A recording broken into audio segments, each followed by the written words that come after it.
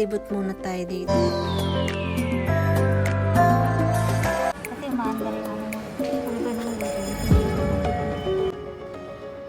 Ang lalaki sa pera na. Ito na gusto ko niya guys, Armani siya, tapos nasa 3,000 po.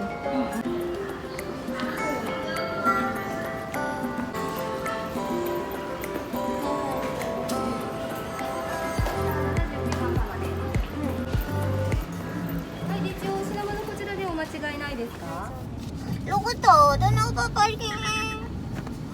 Ako ba yung mali? Ako ba yung mali?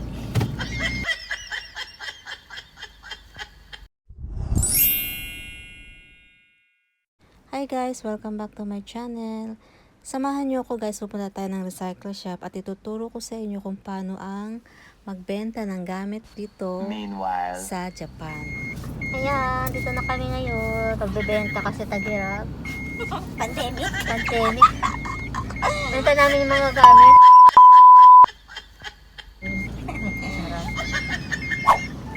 Try natin magbenta guys. Papakita ko sa inyo kung magkano yung mga bentahan dito. Kung paano magbenta.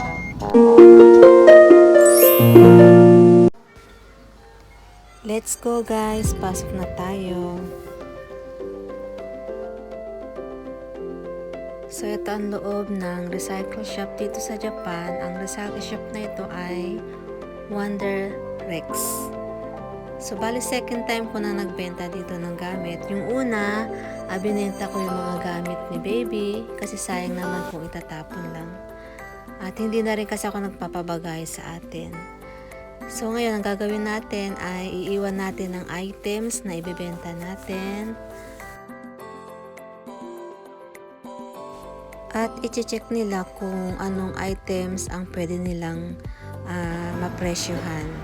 So, hindi kasi lahat ng dadalhin natin mabibenta. Meron kasi mga gamit na hindi nila kayang presyohan dahil minsan luma na. So, yun, ganun. So, ito, nabigyan na ako ng number 79. So, mag-wait na lang tayo. Okay.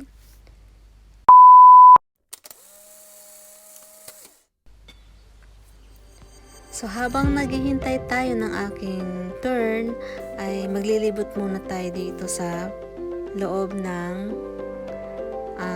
recycle shop.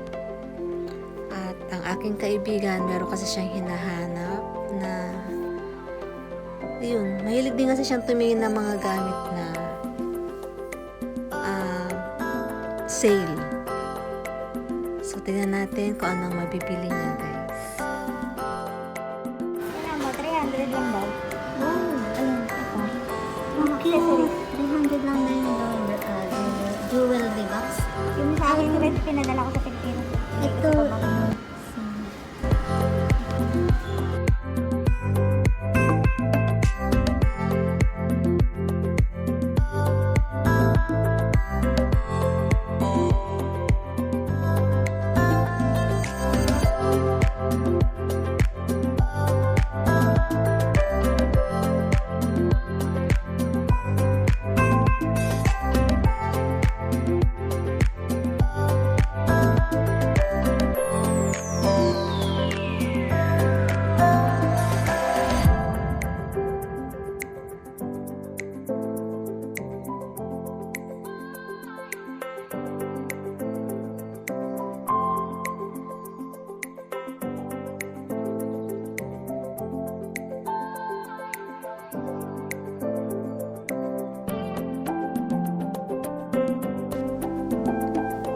Dito naman tayo sa LV bag. Ang cute nito guys, yung backpack pa yan. So type ko siya kaya lang ang presyo, tignan nyo naman. So di ba alam naman natin na ang biton talaga ay mahal. So ako hanggang tingin-tingin na lamang. Cannot afford tayo guys. Pero dito sa mga mahilig sa mga ganitong branded at naghahanap ng murang bag, dito masasuggest ko sa inyo na marami kayong makikita ang mura talaga. So kung kayo naman ay may pera at kaya nyo naman bumili, why not? Bili na kayo.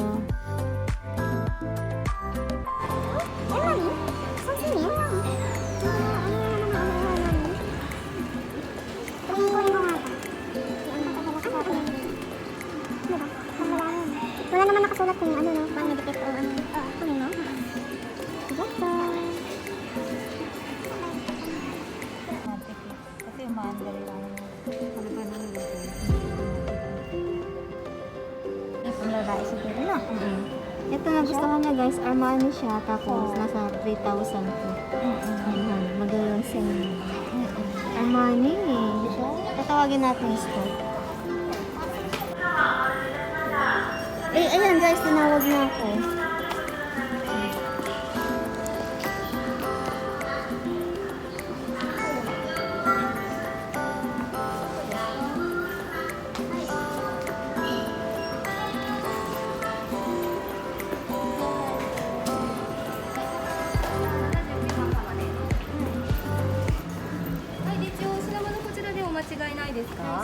はい、で一応見させていただきまして、うちでお値段ついたのここに並んでるお品物のみになります。でうちだともうこのお値段にしかなりませんけどいかがされますか？よろしいんでしょうかね。はい。であとはこちらですね。お戻しの品物が何点かあるんですけれども、こちらはご状態でお値段つかなかったが、それから最後はいくらですか？ 500円ですね。いいですか？はい。でご準備させていただきますので、Tポイントカードをお借りしていますか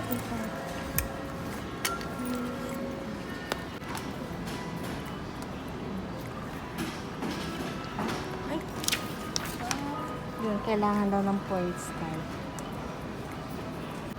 Ito lang ang nabenta. Tapos itong wallet na ito. Yung coach na yellow is Gohak yen, 500 yen. Yung sapatos kaya magkano? Bago to yun. Isang beses lang ito nagamit. Nike. Yan, ganun ako nila. Tapos itong bag, hindi siya nabenta.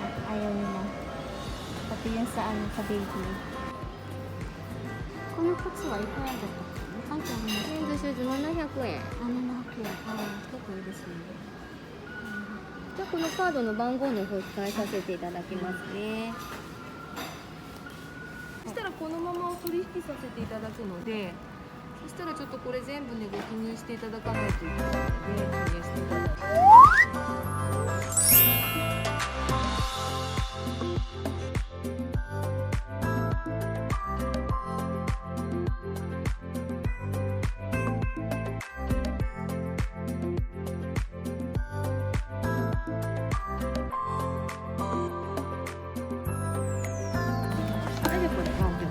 買取金額と明細です。そこで同じように出てるので、確認後でしてください。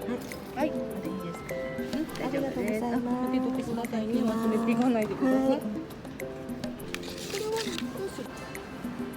Ayan guys, tapos na sa akin. Tapos na nabenta na yung mga nabili na yung mga gusto kong ibenta. At itong aking kaibigan ay ayan, talagang nagustuhan niya yung relo. Peya? Kapag peya naman. Ha? Peya, hi.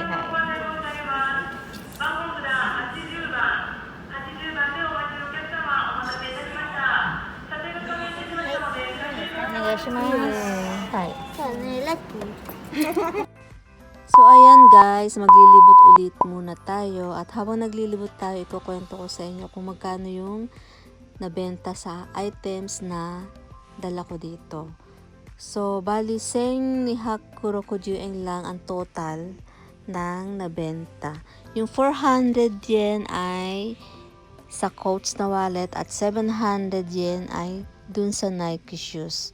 Mura lang nilang binili kasi yung mga binenta kong gamit is old style na siya. So, yun. Mababa na ang kanyang value. So, yung mga baliliit naman na wallet is nasa 10 yen lang. At yung baby chair naman is parang ganun lang din. Parang accessories lang yung nakalagay dun sa resibo. Alam nyo ba, plano ko sana kasing ilagay yun sa balikbayan box. Kaya lang, hindi ako makaipon guys dahil yun, nagtitipid nga dahil alam nyo na, pandemic, hindi natin alam kung kailan tayo mawawala ng pera or ano, 'di ba? Kaya naghihigpit ako ngayon ng wallet. So, ayun, kaya hindi ako naglatag ng balikbayan box dahil matutukso akong mag-shopping at syempre kailangan punuin ko ng punuin yung box ko. Naisip ko na lang na ipadala na lang yung pera, magka-cash na lang ako para maipadala sa kanila. At syempre mas kailangan kasi nila yun dahil alam niyo na pandemic ngayon, kailangan natin ng budget. Kailangan nila ng budget, ayun. So yun na nga, ipapadala ko na lang. Pero alam nyo guys, ang dami rito magaganda mo. Mura lang talaga siya. Ito type ko tong kulay light blue ba to or light violet na MK. Gusto ko siya pero no, kailangan ko talagang maghigpit ng wallet. So hanggang tingin-tingin na lang talaga ako guys. Siya naman ngayon na magbabayad. Siya, bibili ako nagbenta.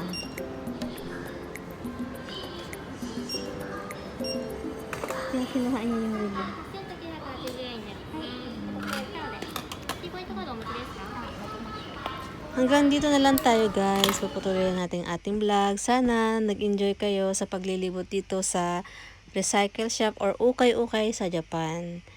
At sa mga hindi pa nakakapag-subscribe, please subscribe and don't forget to click the notification bell para lagi kayong updated sa mga bago kong vlog na i-upload. Thanks for watching. See you on my next vlog.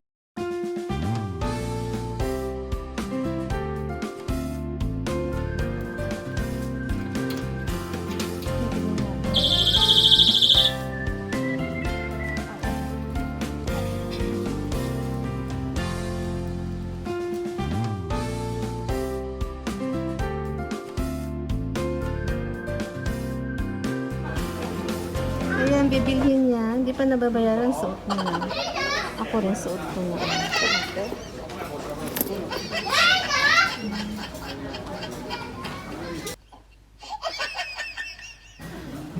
Ah, hindi na siya nakaka-dress.